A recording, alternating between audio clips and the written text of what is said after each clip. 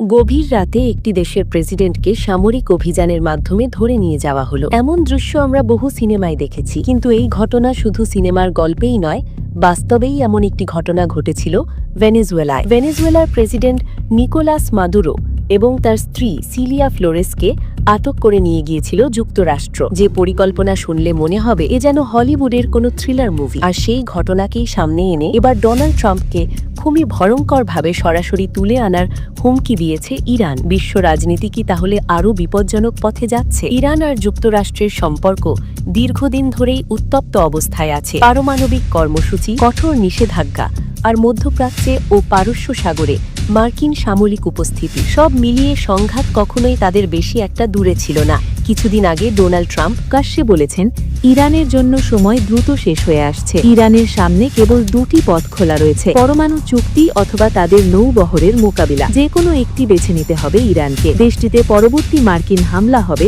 সবচেয়ে ভয়াবহ, ক্ষিপ্রতম ও বিধ্বংসী মিশন পরিচালনায় প্রস্তুত নৌবহর। এই বক্তব্যের পরই তেহরান থেকে আসে ভয়ঙ্কর পাল্টা প্রতিক্রিয়া। মার্কিন হামলার শিকার হলে তেল আবিবের হৃৎপিণ্ডে আঘাত করবে ইরান। যুক্তরাষ্ট্রকে এমন জবাব দেবে যা আগে কখনো হয়নি। এমন হুমকি দিয়েছেন ইরানের সর্বোচ্চ নেতা আয়াতুল্লাহ আলী খামেনির উপদেষ্টা আলী শামখানে। চলুন ফিরে যাই ৩ জানুয়ারি ২০২৬-এ। ভেনেজুয়েলার স্থানীয় সময় রাত প্রায় ২টো। হঠাৎ রাজধানী কারাকাসে বিস্ফোরণের শব্দ, আকাশে যুদ্ধ বিমান, সমুদ্রে মার্কিন নৌবহর। এই অভিযানের নাম ছিল অপারেশন অ্যাবসলিউট রিজলভ। কয়েক ঘন্টার মধ্যেই ভেনেজুয়েলার প্রেসিডেন্ট নিকোলাস মাদুরো এবং তার স্ত্রী সিলিয়া ফ্লোরেসকে আটক করে যুক্তরাষ্ট্র। পুরো বিশ্ব তখন অবাক হয়ে যায়। একটি স্বাধীন দেশের প্রেসিডেন্টকে সরাসরি সামরিক অভিযানে তুলে নেওয়া, এটা আন্তর্জাতিক রাজনীতিতে একটা বিরল এবং ভয়ঙ্কর নজির হিসেবে দেখা যায়। অনেকে আবার অপারেশন অ্যাবসলিউট রিজলভকে আন্তর্জাতিক আইনের লঙ্ঘন বলে গণ্য করেছে। অন্যদিকে যুক্তরাষ্ট্র বলেছে এটি ছিল ন্যায় বিচার প্রতিষ্ঠার একটি অংশ। যাই হোক, এই অপারেশন দেখিয়ে দিয়েছে মার্কিন সামরিক ক্ষমতা কতটা দ্রুত এবং আক্রমণাত্মক হতে পারে। এখান থেকেই আসে ইরানের সরাসরি বার্তা। ইরানের উপকূলের কাছাকাছি পৌঁছেছে ইউএসএস অ্যাব্রাহাম লিঙ্কন, সাথে মোতায়েন আছে F-16 টাইপের ফাইটার জেট।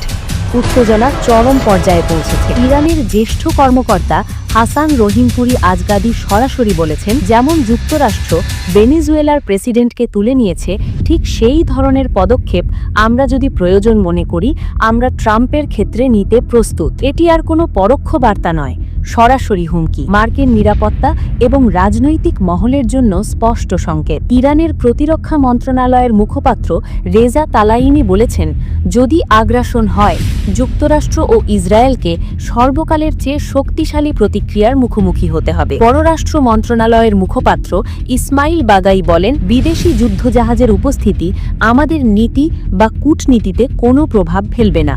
আমরা প্রস্তুত, বার্তা স্পষ্ট। এবার বোঝা যায় ইরান সরাসরি যুক্তরাষ্ট্রকে মাদুরো স্টাইলে হুমকি দিচ্ছে। এটি একটি স্পষ্ট রাজনৈতিক বার্তা। বার্তাটা সহজ, তোমরা যেটা করেছো আমরা সেটা ভুলে যাইনি। কিন্তু প্রশ্ন হলো, এটা কি বাস্তবে সম্ভব? বিশ্লেষকদের মতে ডোনাল্ড ট্রাম্পের মতো একজন মার্কিন নেতাকে মাদুরো স্টাইলে ধরে আনা প্রায় অসম্ভব। কারণ যুক্তরাষ্ট্রের নিরাপত্তা ব্যবস্থা, গোয়েন্দা কাঠামো এবং আন্তর্জাতিক আইন সবকিছু মিলিয়ে এটা বাস্তব পরিকল্পনার চেয়ে মানসতাত্ত্বিক চাপ তৈরির কৌশল। তবুও এই ধরনের হুমকি হালকাভাবে নেওয়ার সুযোগ নেই, কারণ যখন রাষ্ট্রগুলো এভাবে কথা বলতে শুরু করে তখন কূটনীতি প্রায় শেষের পথে। আর ইতিহাস বলে এই পর্যায় থেকেই ভুল সিদ্ধান্ত জন্ম নেয়, বিশেষ করে মধ্যপ্রাচ্যের মতো সংবেদনশীল অঞ্চলে। তাহলে প্রশ্ন থাকছে, এটা কি শুধু কথার লড়াই নাকি ভবিষ্যতের বড় সংঘাতের ইঙ্গিত? আপনার মতামত কমেন্টে জানান।